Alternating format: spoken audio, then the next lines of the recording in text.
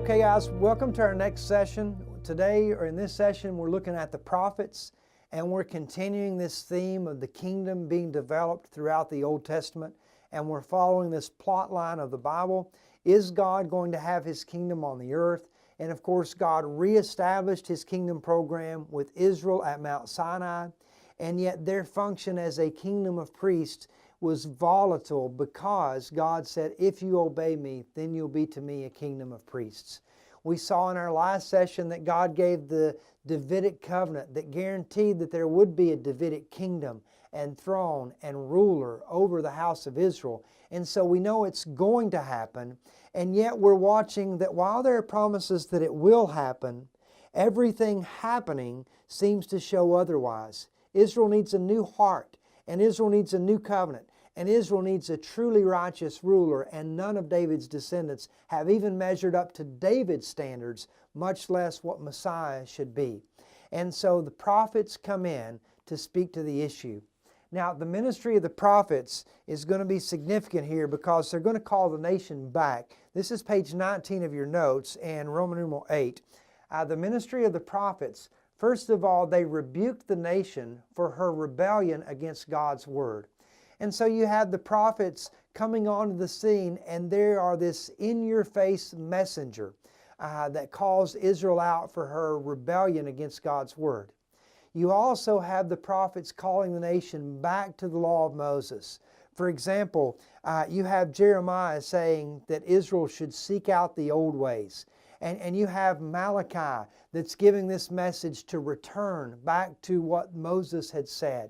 And so they're calling the nation back, and the reason being, the only way Israel can function according to her calling as a kingdom of priests is if they obey the Mosaic law.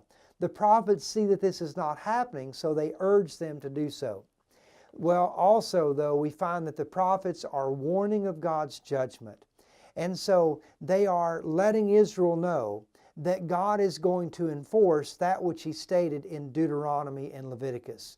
That since Israel was rebelling against God, they could expect the judgments that God had outlined in the Mosaic covenant. And so they're warning of that coming judgment. And what you find then is Israel's lack of response. I laugh at this because when you read the Old Testament and you look at the prophets, we're actually surprised when somebody does respond to the prophets, at least when Israel does. If you read the book of Haggai and you see this response, it's almost shocking that Israel did respond to the prophet's message. When Stephen was preaching to Israel in Acts 7, he said it this way. He said, "Which of the prophets did your fathers not persecute?" And evidently that was a shorter list than asking which ones did they persecute. So again, by and large, there was little response to God's warnings through the prophets. And so the consequences must come to pass. And what we find is that the nation is going to be many days without a sacrifice, priest, or king. Now, I'm going to talk about Hosea in just a second, but I want to just kind of use this as a chance to call your attention to something. When I say that God was warning of the coming judgment, it wasn't that God just warned Israel because He felt an obligation to do so. God warned Israel because He cared about Israel. And so you start to see the character of God in the prophets. Think about this.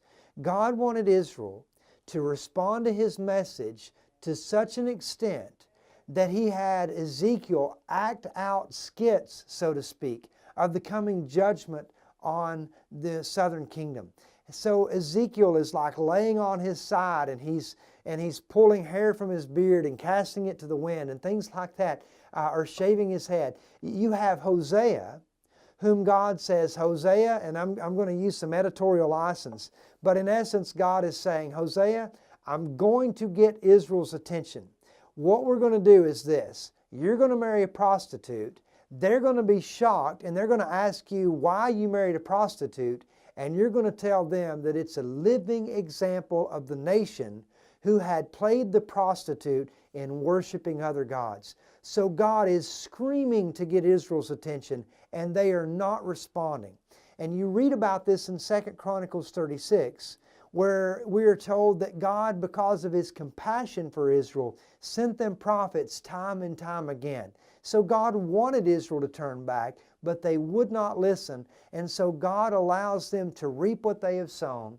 Hosea says they would be many days without a sacrifice, priest, or king.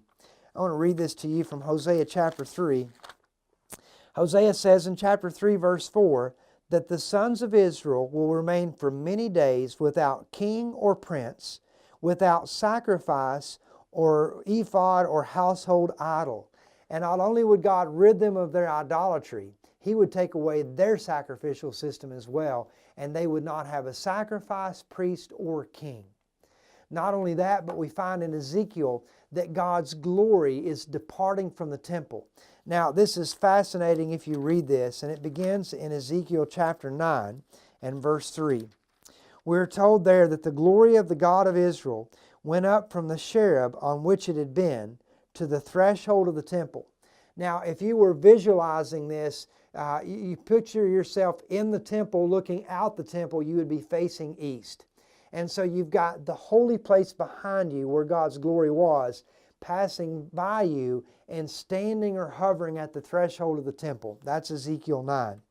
And then you come to Ezekiel 10, verse 19, and we're told there that, that the glory departed, and it says in verse 19, that the cherubim departed from the earth in my sight, and they stood still at the entrance of the east gate of the Lord's house, and the glory of the God of Israel hovered over them.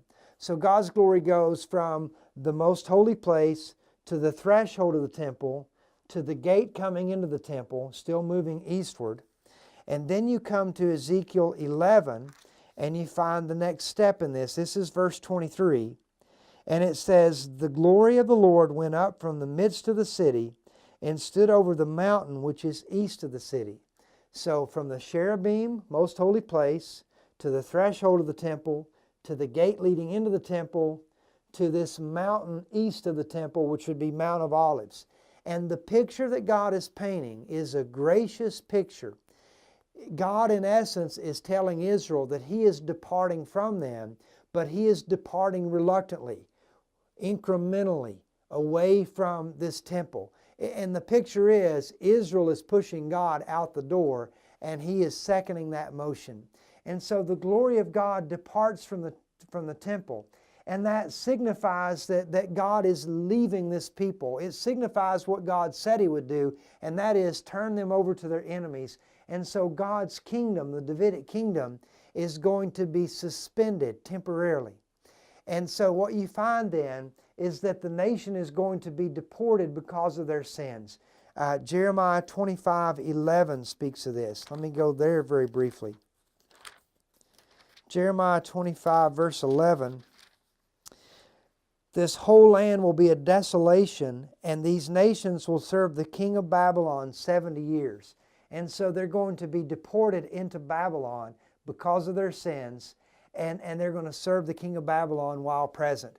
Now this is very interesting, but when you read 2 Chronicles 36 and Leviticus 25 and 26, you find that Israel is going to be separated from the land because they did not allow it to have its Sabbath rest, which is what we saw in the Mosaic covenant previously. And so the nation is deported because of their sins, and the Gentiles begin to rule over them. God gives Daniel this vision to let him know what this plan is going to look like. God's kingdom program is going to be dissolved, and then it's going to be reconstituted later on. And so God, in essence, tells Daniel that first Israel will be governed by the Babylonians, and then by the Medo-Persian Empire, later on by Greece, and ultimately by Rome. And so there would be this Gentile domination in which others are ruling over Israel. And yet, at this time period, you find that also God is giving some gracious promises. And guys, I mentioned the character of God earlier. I want to come back to it again now. If there was ever a dark time in Israel's history, it was her deportation into Babylonian captivity. When Nebuchadnezzar laid siege to Jerusalem, things were so bad that they turned to cannibalism. and you read about the horrors that they faced in the book of Lamentations. God was severe with them because He wanted to wake them up to the fact of their sin so that they would ultimately come back to Him. But in this time of severe judgment, we also find some of the sweetest and most gracious promises of God. As we saw in Hosea, they would be many days without a king, but the next verse in Hosea says, afterwards they will return and seek the Lord their God and David their king. So there's going to be this new Davidic king, and Israel is going to be under his dominion. They would be without a sacrificial system, but Ezekiel envisioned a restored temple. They would be ruled by the Gentiles, as Daniel said, but Daniel went on to say, after those 4 kingdoms, the God of heaven would set up a kingdom that would never be destroyed. So there'll be a restoration of the kingdom of heaven. Israel finds that the glory departed in Ezekiel, but Ezekiel 43 shows this picture of the glory of God returning to the nation. And so God gives these gracious promises, and you find this on page 20 of your notes. And these include, number 1, a future king and kingdom anchored in the Abrahamic and Davidic covenants. Now, I mentioned Amos chapter 9, and I'll reference that again. God is going to restore the fallen tabernacle of David, Amos 9:11. And so David's kingdom that was destroyed is going to be restored. There's a future king and kingdom, but it's anchored in the promises already given. Israel would be resurrected to dwell in the land. Now, if you want to jot down some verse references on this, why don't you write down Ezekiel 37 and Daniel 12. God is going to resurrect them to live in the land. And so that was a promise that they came to believe, and rightly so. Israel would be given dominion over the nations, and the nations would enjoy the salvation of God. And so, for example, I'll take you to Isaiah 14 for just a moment, and also Isaiah chapter 60. Isaiah chapter 14, verse 2, it says, the peoples will take them and bring them to their place, and Israel will possess them, the peoples. Israel will possess them as an inheritance in the land of the Lord. And so Israel is going to have dominion over these nations. Isaiah chapter 60, verse 12 says this, that the nation and the kingdom which will not serve you will perish. And so Israel is going to be served by the other nations. So they're going to be restored to this dominion, and nations will enjoy the salvation of God. Micah pictures these people grabbing hold of the garment of a Jew, saying, take us to see your God. So once again in the future, Israel will be a kingdom of priests. They will lead others to Yahweh, but they had failed in doing that, and now they're going to face the judgment of God. We also find that the future deliverance of Israel would be climactic and final. Now, I'll take you to Amos as an example of this, though there are several examples. And you can go to Amos 9, verses 11 through 15. And it's a picture of the restored Davidic kingdom that he talks about in verse 11, but he gives great detail here. In Amos chapter 9, verse 13, God says, days are coming when the plowman will overtake the reaper. And this is that picture of abundant blessing in the kingdom. It's time, let's say that it's May or it's April, it's time to go and break the ground to plant the crops for this coming year. And you go out into the fields and there's still people there gathering grain from last year. And it's not that they've been lazy, it's that the crops were so abundant last year that they haven't finished gathering them in when it's time to plant again this year. It's a picture of this abundant kingdom. And he goes on to say in verse 15, I will plant them on their land, talking about Israel, and they will not again be rooted out from their land.